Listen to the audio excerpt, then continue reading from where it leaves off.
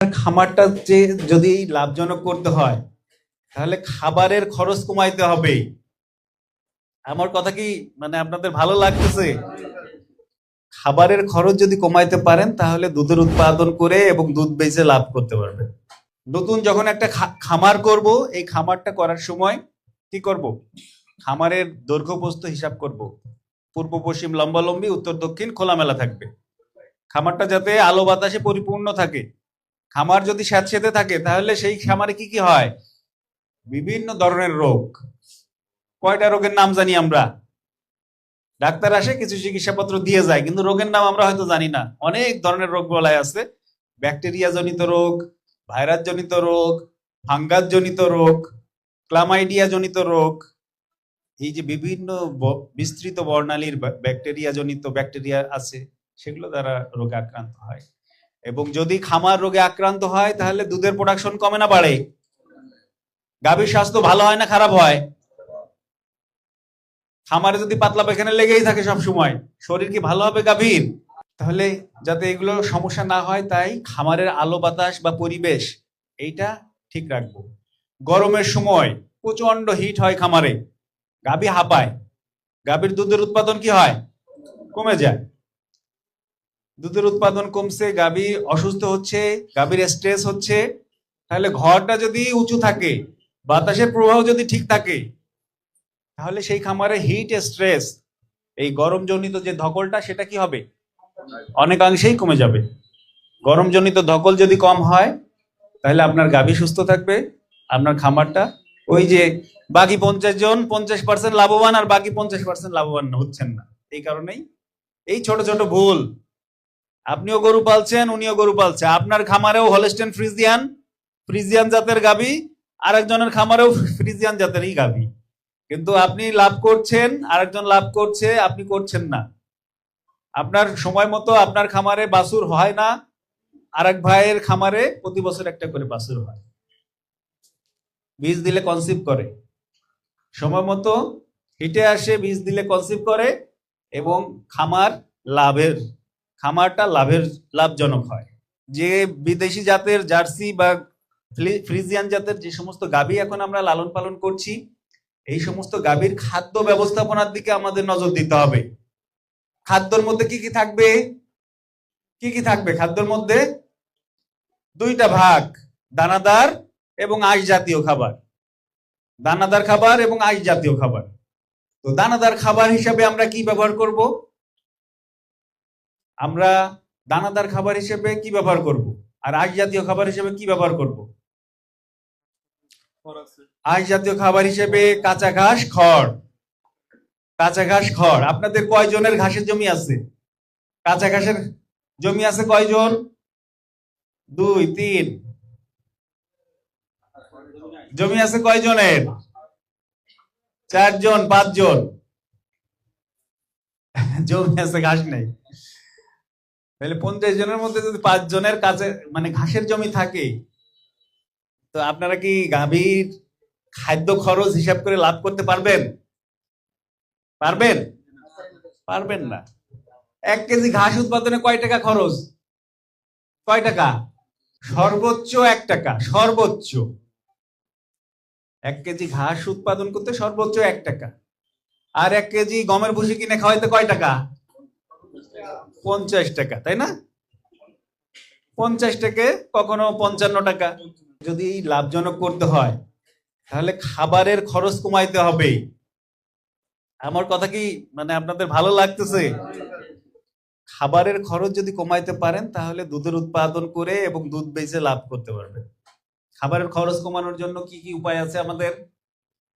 Number 1, ঘাসের জায়গা করতে হবে। নাম্বার 1 কি? কাঁচা ঘাসের জায়গা করতে হবে। এর পাশাপাশি কিছু খড়ের ব্যবস্থা রাখতে হবে। আর দানাদার খাবার হিসাবে কি করতে হবে? ভালো মানের দানাদার খাওয়াইতে হবে, যাতে অল্প পরিমাণ দানাদার খাবারের মধ্য দিয়ে গাভীর যে ভিটামিনের চাহিদা, মিনারেল চাহিদা, প্রোটিনের চাহিদা, কার্বোহাইড্রেট চাহিদা, ফ্যাটের চাহিদা, এই সমস্ত চাহিদা পূরণ হয়। তো কাঁচা ঘাস যদি বেশি করে আপনি খাওয়াইতে পারেন, এর পাশাপাশি দানাদার, ভালো মানের দানাদার খাবারটা হিসাব করে খাওয়াইতে হবে। অতিরিক্ত দানাদার খাওয়ানো যাবে না, অতিরিক্ত ভুসি খাওয়ানো যাবে না, অতিরিক্ত খাদ্য খাওয়ানো যাবে না, হিসাব করে খাওয়াইতে হবে এবং ব্যালেন্স ব্যালেন্স একটা খাবার খাওয়াইতে হবে, যে খাবারের মধ্যে সমস্ত পুষ্টি উপাদান পরিমাণ মতো বিদ্যমান, পরিমাণ মতো বিদ্যমান। আমরা আমাদের এই যে কৃষিবিদের বাছুরের খাবার আছে, এই খাবারটা কি লিখেই দিছি যে এই খাবারটা খাওয়াইতে হবে কিভাবে, এই কাঁচা ঘাস খড় কতটুক, দুধ কতটুক, এর পাশাপাশি খাবার কত গ্রাম। যদি খাবার খাওয়াই হইতো সেটাই লাগতাম, যেহেতু খাবারই খাওয়াবেন। একটা ব্যালেন্স খাবার খাওয়ানোর একটা নিয়ম বা চার্ট এখানে দিয়ে দিচ্ছি। 50 গ্রাম করে প্রথম সপ্তাহে খাবার খাওয়াবেন বাছুরের খাবারটা, দ্বিতীয় সপ্তাহে বাছুর প্রতি 100 গ্রাম, এইভাবে হিসাব করে করে এই খাবারটা খাওয়াইতে হয়। কি এটা হলো সমস্ত পুষ্টি উপাদান সমৃদ্ধ একটা আন্তর্জাতিক ফর্মুলার একটা ভালো মানের দানাদার খাবার। এর পাশাপাশি নরম কাঁচা ঘাস খাওয়াইতে হবে বাছুরকে। গাভীর জন্য এরকম খাবার আছে আমাদের। কি খাবার আছে কৃষিবিদের? Dairy super.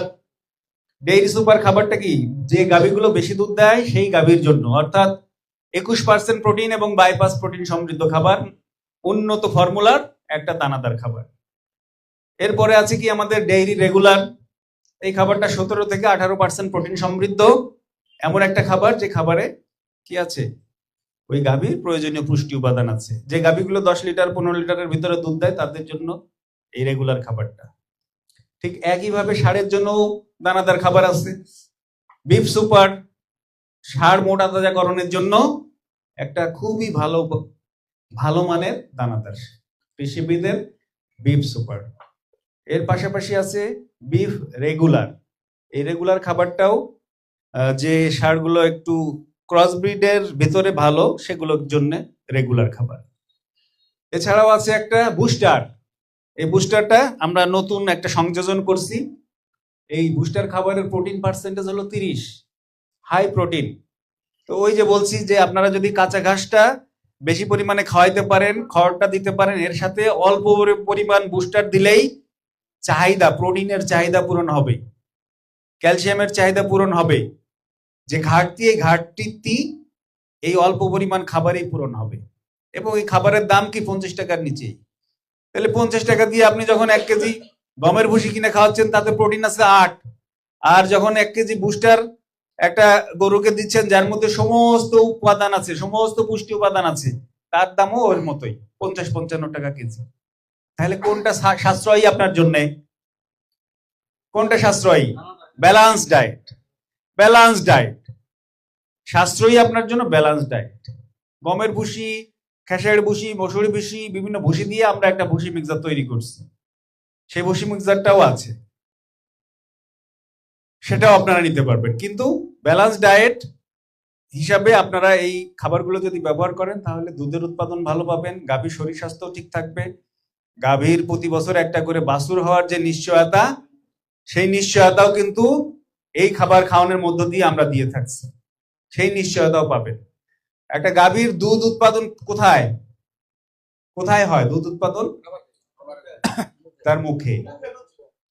মুখে গাভীর দুধ উৎপাদন হলো তার মুখে। আপনি মুখে যদি সুষম খাবার না দেন, আপনি মুখে যদি কাঁচা ঘাস খাওয়ার না দেন, আপনি মুখে যদি হিসাব করে পরিমাণ মতো খাবার না দেন, আপনি যদি 24 ঘন্টা পানির ব্যবস্থা না করেন, দুধের উৎপাদন কি ঠিক থাকবে? গরুর শরীর স্বাস্থ্য কি ঠিক থাকবে? ঠিক থাকবে? ঠিক থাকবে না, ঠিক থাকবে না। আপনি নিজে যতই বলেন যা ঠিক থাকবে, প্রকৃতপক্ষে ঠিক থাকবে না।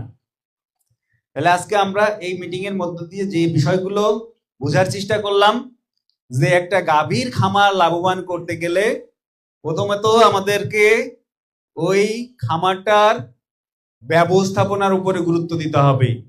ব্যবস্থাপনার মধ্যে কি আসছে? তার সময় মতো ভ্যাকসিন করা, সময়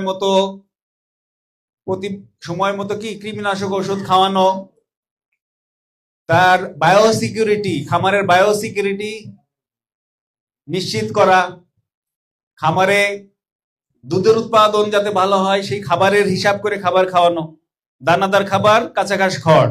কাঁচা ঘাসের জমি না থাকলে গাভী পালন করার দরকার নেই, আপনাদের গাভী পালন করে লাভবান হতে হলে কাঁচা ঘাসের জমি রাখতে হবে। কাঁচা ঘাসের জমির কোনো বিকল্প নেই। কাঁচা ঘাস হিসাবে কি কি ব্যবহার করতে পারেন? নেপিয়ার, জার্মান, পাড়া, শীতের সময় বিভিন্ন কলাই, শীতের সময় কালাই করেন না মাঠে? হ্যাঁ, কালাই এটা খুব ভালো। এই যে মাটি কালাই, কালাই জাতীয় উদ্ভিদ, হাই প্রোটিন, প্রোটিনের মাসকালাই। এই মাসকালাইয়ের মধ্যে হাই প্রোটিন। শীতের সময় ভুট্টা করতে পারেন, ভুট্টা, ভুট্টার হ্যাঁ ভুট্টার যে ইয়েটা সেটাও কিন্তু হাই প্রোটিন। ভুট্টার গাছ কেটে কেটে গরুকে খাওয়াইতে পারেন। সাইলেজ করতে পারেন, সাইলেজ খাওয়াইতে পারেন। হ্যাঁ, তাহলে এর কোনো বিকল্প নাই। এর সাথে আনুপাতিক হারে দানাদার খাবার, কৃষিবিদের বিফ সুপার, কৃষিবিদের ডেইরি সুপার, কৃষিবিদের বুস্টার, বাছুরের জন্য স্পেশাল বাছুরের খাবার। এই খাবারগুলো খাবেন।